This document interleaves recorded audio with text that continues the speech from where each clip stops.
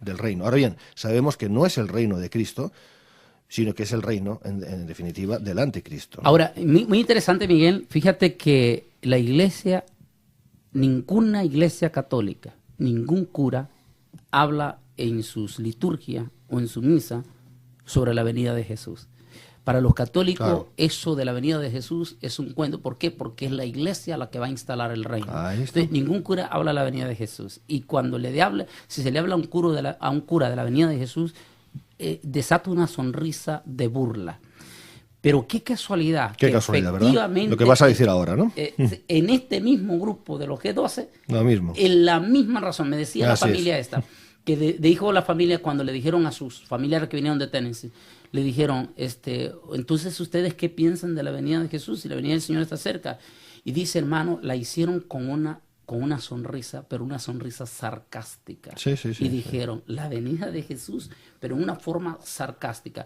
¿Cómo es posible que pastores que eran amantes de la venida de Jesús, hermanos que eran amantes de la venida de Jesús, después que fueron a un encuentro, que vamos a hablar inmediatamente, casi ya nos vamos a preparar para ir con la segunda parte de nuestros patrocinadores, vamos a hablar un poco más sobre esto, los encuentros y toda esta situación que es terrible y que está causando tanto dolor? Es que no interesa la venida de Jesús. ¿Por qué no interesa? Porque es la iglesia la que establece el reino. No sé si los oyentes me están comprendiendo. Hay que ir a la base de la cuestión para entender todo lo demás. Si no, no se entiende. Nos perdemos por las ramas. Hay que ir a la raíz. Es el establecimiento del reino. Cuando la iglesia, supuestamente, establece el reino, ¿para qué se necesita el rey? Ya es la iglesia la que reina. Y se convierte a la iglesia en anticristo. Porque cualquiera que intente reinar en vez de Cristo es anticristo. Y eso es lo que el diablo quiere hacer. Y está intentando hacer, entre otros, a través de la filosofía de los G12. Gobierno de los 12. Solo Jesucristo pudo gobernar. Y solo Jesucristo puede gobernar a través del 12. Porque Él es el Señor. Inmediatamente, vamos a dejar eso pendiente, el 12, porque recuerda que es muy interesante. Vamos a acordarnos eso del 12, porque no encontramos un solo pasaje en la historia, ni del Nuevo Testamento, ni de la historia de la Iglesia, de que los apóstoles fundaron sus propios 12 también. No existe tal cosa. Entonces, vamos a ir ahí y vamos a seguir hablando inmediatamente sobre los encuentros. Acuérdate, vamos a hablar inmediatamente de encuentros, mientras ahorita vamos con nuestros queridos y amados y preciosos patrocinadores que hacen realidad que llegue esta bendición hasta los diferentes hogares. Miguel, estamos de nuevo aquí en el programa y estamos hablando el número 12. Sí. César Castellano, una figura pública, por eso estamos mencionando su nombre. Recibe supuestamente del Espíritu Santo la visión. Si quieres lo puedes hacer mejor tú. Sí, mira, es muy sencillo. Sabemos, porque ya tú mismo lo has dicho, que esta revelación acerca de los 12 no es exclusiva, bueno, no es de Dios, desde luego no es de Dios, menos aún que la recibiera César Castellanos, porque ya previamente la recibió Escrivá de Balaguer, ¿no? Pero lógicamente no la recibió de Dios. Porque hay que hablar sobre el número 12. Los números tienen una importancia, y en el mundo del ocultismo los números, se llama numerología, tienen una importancia. Para Dios también tienen una importancia, por eso la Biblia nos habla del número 40, nos habla justamente del número 12, el número 3, todo tiene un significado, ¿no? Lo que pasa es que el diablo siempre toma las cosas de Dios para torcerlas y para hacer con ellas pues lo que quiere, que siempre son maldades. Lógicamente que el diablo no puede hacer otra cosa que eso. El diablo es especialista en sacar las verdades de su contexto y extrapolándolas, hacer que se vuelvan mentiras. Lo mismo hizo con Jesús cuando le tentó en el desierto, a cabo de los 40 días de ayuno que tuvo el Señor. ¿Cómo le tentó el diablo? ¿Cómo le tentó? A través de la palabra de Dios, con la palabra de Dios. Eso lo sabemos todos. Entonces, eso es lo que el diablo hace. Y eso mismo ocurre con el concepto de 12. Déjame decirte eso. Bíblicamente el número 12 es sinónimo de perfección de gobierno. Por eso están las 12 tribus de Israel, las 12 puertas de la ciudad de la Nueva Jerusalén, los 12 nombres de los 12 apóstoles del Cordero, Apocalipsis 21 del 11 al 14, y esto no se pone en duda.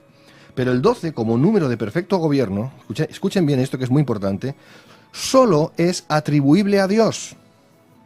Solamente Él tiene la capacidad atributiva de poder dar forma y establecer ese gobierno, el cual llamamos teocracia, es decir, Dios gobernando. Y tal gobierno tendrá lugar cuando el Rey Jesucristo vuelva aquí la tierra y establezca su reino. Ahora, adelantar esto, sacándolo del contexto cronológico, y decir que un hombre puede gobernar a través de 12, es abrir una puerta al diablo para que venga con su espíritu de la visión, que no es el Espíritu Santo, sino que es el espíritu diabólico, y entonces ejercer la labor falsa, counterfeit, que se dice en inglés, falsa del Espíritu Santo. Y ahí tenemos el problema. Entonces, ¿por qué crecen tanto estas iglesias muchas veces? ¿Piensan que es por la bendición del Espíritu Santo? Yo no creo eso. El diablo, ¿qué dice la palabra? El mundo entero está bajo el maligno. El diablo puede llenar una iglesia en un momento dado de gente. Y solamente hacerlo para hacer creer a los demás de que este modelo de los 12 tiene el éxito de parte de Dios. Pero ahí está el engaño. Y eso nos transporta de nuevo a Mateo 24:24, cuando nos habla de los falsos cristos, es decir, de los falsos ungidos, de los falsos apóstoles que harán grandes prodigios y señales engañosos, que aún dice que engañarán, si es posible, a los propios escogidos.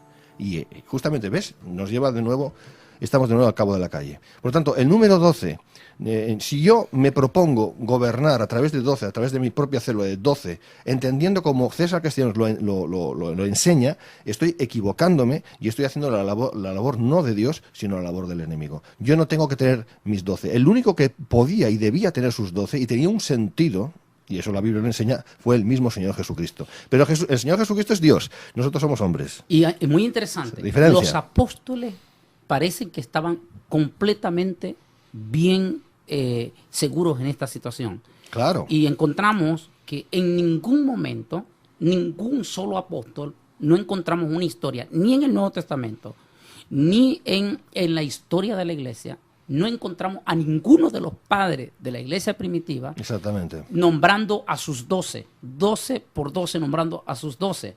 O sea, eran más inteligentes que nosotros, por decirlo así. Ellos conocían la palabra, conocían al Espíritu Santo, y sabían que por el Espíritu Santo eso no lo podían, eso era blasfemo. A pesar de que ellos no tenían una escritura nuevo testamentaria en ese entonces, que la revelación era directa del Espíritu Santo a ellos. Sabían que lo tenían que hacer. Y entonces exactamente sabían lo que tenían que hacer. Entonces, si no encontramos ni siquiera a Tertuliano, ni ninguno de estos eminentes hombres en el segundo siglo ya, ninguno de ellos hablar de esta cuestión. No. Ahora, ¿podría ser esto parte de la idea nicolaíta de que habla José Luis, este fundador del Creciendo en Gracia, que esta terrible aberración que habla este hombre, de que esto lo tenía oculto el Señor? Una nueva revelación del Evangelio oculto para estos días. Mira, hermano Antonio, esto ya nos transporta al gnosticismo. ¿Qué es el gnosticismo? Sino el vivir pendientes de la revelación oculta que tiene que manifestarse a través de los sabios ascendidos, ¿no? De los maestros ascendidos. Bueno, esto es nueva era, esto es satanismo. ¿Qué tendrá esto que ver con la Iglesia de Jesucristo? Nada, no tiene nada que ver. Nosotros nos guiamos por la palabra de Dios, inspirada por el Espíritu Santo, y el Espíritu Santo nunca contradice la palabra de Dios. Y si encontramos contradicciones, entonces ya no es el Espíritu Santo quien está hablando,